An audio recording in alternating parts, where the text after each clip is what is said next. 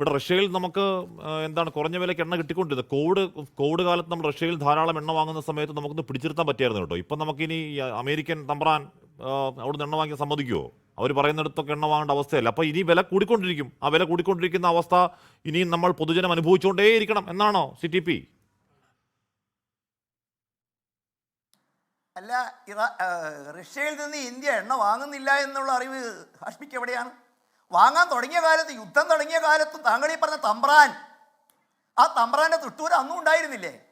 അങ്ങനെ തമ്പ്രാന്റെ തിട്ടൂരത്തിന്റെ പേരിലായിരുന്നെങ്കിൽ അന്ന് ആ എണ്ണ വാങ്ങി നിൽക്കുമായിരുന്നില്ലേ? ഇറാനിൽ നിന്ന് ഇന്ത്യ ഈ ഇടപാട് ഇപ്പോഴും നടത്തുന്നില്ലേ? അതും തമ്പ്രാന്റെ തിട്ടൂരം കൊണ്ടാണോ? നിയമങ്ങളൊക്കെ ഹാഷ്മിയെ പോലെ ഒരു മാധ്യമ പ്രവർത്തകൻ ഞാൻ പഠിപ്പിക്കണം. അല്ല TP, തമ്പ്രാന്റെ തിട്ടൂരം നമ്മൾ അനുസരിച്ചു ഞാൻ പറഞ്ഞതല്ല. താങ്കളൊരു അത് പറഞ്ഞോളെ കേൾപ്പിച്ചോട്ടെ ഒന്ന്. അത് പറഞ്ഞോളെ ഞാൻ കേൾപ്പിച്ചോട്ടെ. താങ്കളുടെ സമർത്ഥനായ ഒരു മാധ്യമ പ്രവർത്തകനാണ്. അതൊക്കെ താങ്കൾ പറയുന്നത്. ഞാൻ ചോദിക്കുന്നത്, ഹാഷ്മിയെ പോലൊരു മാധ്യമ പ്രവർത്തകൻ അന്താരാഷ്ട്ര തലത്തിലുണ്ടാകുന്ന ക്രയവിക്രയങ്ങളും അന്താരാഷ്ട്ര തലത്തിലുള്ള വിദേശകാര്യ ഇടപെടലുകളും അതിന്റെ പ്രത്യേകതകളൊന്നും അറിയാത്തുള്ളതല്ലോ. ഇതേ തമ്പ്രാൻ മറ്റു ചില കാര്യങ്ങളും പറഞ്ഞത് ഹാഷ്മിക്ക് ഓർമ്മയില്ലേ? അതൊക്കെ നിലവിലുണ്ടോ ഹാഷ്മി? അല്ല TP, ഞാൻ പറഞ്ഞു ഈ തമ്പ്രാന്റെ തിട്ടൂരം നമ്മൾ അംഗീകരിച്ചില്ലേ എന്ന് ചോദിക്കുന്നത് റാം മാധവാണ്. ഈ തമ്പ്രാന്റെ തിട്ടൂരം ഞങ്ങൾ അനുസരിച്ചില്ലേ എന്നിട്ട് ഞങ്ങളോട് ഈ പണി ചെയ്യാവോ? റാമാധവന്റെ വാക്കുകൾ പ്ലേ ആവോ? We agreed to stop buying oil from Iran. We agreed to stop buying oil from Russia. Facing so much criticism from our Indian opposition, we agreed for 50% tariffs. Agreed means we did not say anything. We maintained our patience. 50% tariffs we agreed.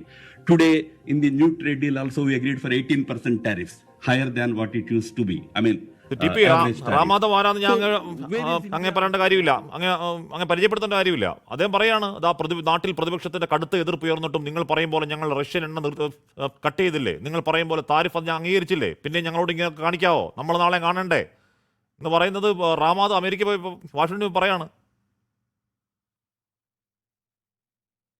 ചർച്ച തുടങ്ങുന്നതിന് മുമ്പ് തന്നെ റാമാധവിന്റെ video correct എടുത്ത് സംപ്രേഷണം ചെയ്യാൻ റെഡിയാക്കി വെച്ച താങ്കളുടെ രാഷ്ട്രീയ ബോധത്തെ ഞാൻ ബഹുമാനിച്ചുകൊണ്ട് തന്നെ സംസാരിക്കട്ടെ. അദ്ദേഹം ഇങ്ങനെ പലപ്പോഴും സ്ഥാനത്തും അടർത്തി മാറ്റിയ ചില കാര്യങ്ങളൊക്കെ പറയേണ്ടി വന്നിട്ടുണ്ടാകാം. ഹാഷ്മി, ഞാൻ ഇതിനോട് തിരിച്ചു ചോദിക്കട്ടെ, നിങ്ങൾ ഈ പറഞ്ഞ തമ്പ്രാൻ അല്ലെങ്കിൽ അദ്ദേഹം പറഞ്ഞ തമ്പ്രാൻ ഇന്ത്യക്ക് എത്ര താരിഫ് പ്രഖ്യാപിച്ചിരുന്നു? അത് നിലവിലുണ്ടോ?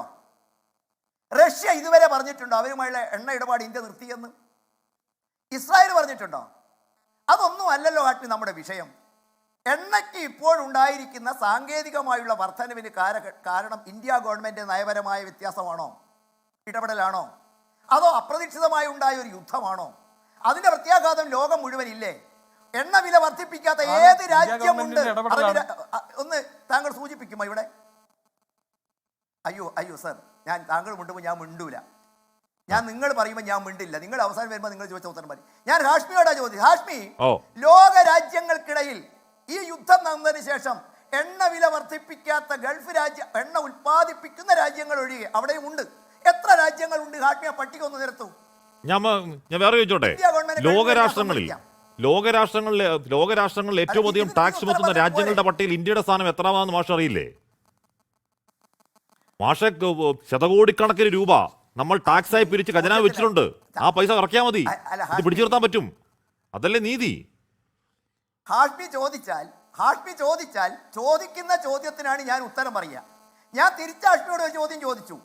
ലോക രാജ്യങ്ങളിൽ ഈ യുദ്ധം ഉണ്ടായതിനു ശേഷം എണ്ണ വില വർദ്ധിപ്പിക്കാത്ത ഏതെങ്കിലും എത്ര രാജ്യങ്ങളുടെ പേര് ഹാഷ്മി എന്റെ മുമ്പിൽ പറയും? ഇല്ല, പറയില്ല. ഒരു രാജ്യം പറയില്ല. ഇതിനേക്കാൾ ഗംഭീരമായ ഹാഷ്മിയൊക്കെ ബഹുമാനിക്കുന്ന ഒരുപാട് രാജ്യം ഒന്ന് പറയൂ. ഞാൻ പറയില്ല. ഞാൻ അതിന് മറുപടിയാ പറയുന്നത്. അല്ല മാഷ്, അതിന് മറുപടി ഞാൻ പറയുന്നത്. അതായത് താങ്കൾ ഈ പറയുന്ന രാഷ്ട്രങ്ങളെക്കാൾ കൂടുതൽ നികുതി പിരിക്കുന്ന രാഷ്ട്രം ഇന്ത്യയാണെന്നേ. TP മാഷേ, താങ്കൾ ആ പറയുന്ന രാഷ്ട്രങ്ങളെക്കാൾ കൂടുതൽ ഈ പറയുന്ന പെട്രോൾ ഡീസൽ നികുതി പിരിക്കുന്ന രാഷ്ട്രത്തിന്റെ പേര് ഇന്ത്യ എന്നുള്ളതാണ്. അവിടെ ക്രൂഡ് ഓയിൽ വില 30 രൂപ, കേവലം 30 രൂപ ബാരലുള്ള സമയത്ത് നമുക്ക് അതിന്റെ ഗുണം താഴെത്തട്ട് കിട്ടിയിട്ടില്ല. അന്നും 67 രൂപയാണ് നമ്മുടെ വില. അന്ന് പിരിച്ചു കിട്ടിയ ശതകോടികൾ, എന്താണ് ലക്ഷക്കണക്കിന് കോടികൾ നമ്മുടെ ഖജാനയിലുണ്ട്. അത് ഇറക്കിയാൽ മതി ഈ കൂടിയ സമയത്ത് കുറയ്ക്കാൻ. അതായത് അവിടെ കുറയുന്ന സമയത്ത് നമ്മൾ നികുതി കൂട്ടി അങ്ങനെ ബാറേ നിർത്തും. താങ്കൾക്ക് മനസ്സിലാകുന്ന ഭാഷയിലാണ് ഞാൻ അതിന്റെ ഡാറ്റകൾ, ഇന്ന് പബ്ലിക് ഡൊമൈനിലുള്ള ഡാറ്റകൾ ചൂണ്ടിക്കാണിച്ചത്. UPA ഭരണകാലത്ത് എണ്ണവില പാവങ്ങളുടെ പേരിൽ രാഷ്ട്രീയ ലാഭത്തിനു വേണ്ടി 1,34,000 കോടി മുതൽ 1,48,000 കോടി രൂപ വരെ അവർ കടപ്പത്രങ്ങളിലൂടെ അവർക്ക് കൊടുത്തു. അതിനുള്ള പലിശയാണ് 8.4% എന്ന കൊള്ളപ്പലിശ. അങ്ങനെ ഇത് മുതൽ മുടക്ക് കൂടി 3,23,000 കോടി രൂപ. ഹാഷ്മി കേൾക്കണം, ഞാൻ പറയുന്നതിൽ തരിമ്പ് കളവുണ്ടെങ്കിൽ ഹാഷ്മിയിലെ മാധ്യമപ്രവർത്തകൻ ചൂണ്ടിക്കാണിക്കണം. അന്ന് കോൺഗ്രസ് രാഷ്ട്രീയ ലാഭത്തിനു വേണ്ടി എണ്ണവില അതിന് നടപ്പിലാക്കാനുള്ള രാഷ്ട്രീയ ലാഭത്തിനു വേണ്ടി അവർ ഈ ബോണ്ട് ഇറക്കി.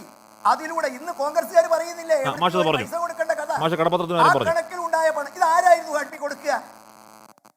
അല്ലെങ്കിൽ നിങ്ങൾ നിഷേധിക്കണം. ഇല്ല, കുറയുമ്പോ അതിന്റെ ഗുണം ജനത്തിന് കിട്ടാതിരിക്കുകയും കൂടുമ്പോ അതിന്റെ ആഘാതം മൊത്തം ജനത്തിലേക്ക് ഇറങ്ങുകയും ചെയ്യുന്നത് അനീതിയാണ്. അത് ഏത് കടപ്പത്രത്തിന്റെ കാര്യം പറഞ്ഞാലും, അത് ഏത് ഭൂതകാലം പറഞ്ഞാലും, ഏത് കടപ്പത്രം പറഞ്ഞാലും അത് അനീതിയാണ് എന്നേ പറഞ്ഞുള്ളൂ. ഹാഷ്മി പറയാനുള്ള തന്റെ ഇടം കാണിക്കണം. ഹാഷ്മിയിലെ പൊതുപ്രവർത്തകൻ അത് ഉണ്ടാക്കി വെച്ചവനെ കുറ്റം പറയാനുള്ള ധാർമ്മികതയും ദാർഢ്യവും കാണിക്കണം. ആരുണ്ടാക്കി വെച്ചു? അത് കൊടുക്കാതിരിക്കാൻ പറ്റുമായിരുന്നു? അങ്ങനെ തിരിച്ചു പോകാൻ പറ്റുമോ?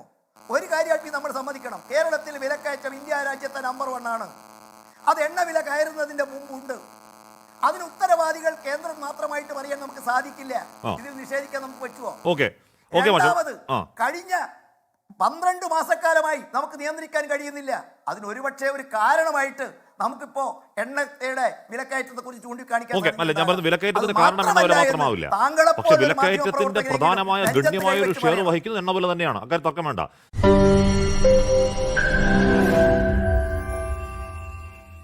ലോകത്തെവിടെയായാലും ഏത് സമയത്തും 24 വാർത്തകളും ഓഗ്മെന്റഡ് റിയാലിറ്റി പാക്കേജുകളും എക്സ്പ്ലെയിനറുകളും വിശദമായി കാണാൻ ഞങ്ങളുടെ യൂട്യൂബ് ചാനൽ നിങ്ങൾക്ക് സബ്സ്ക്രൈബ് ചെയ്യാം.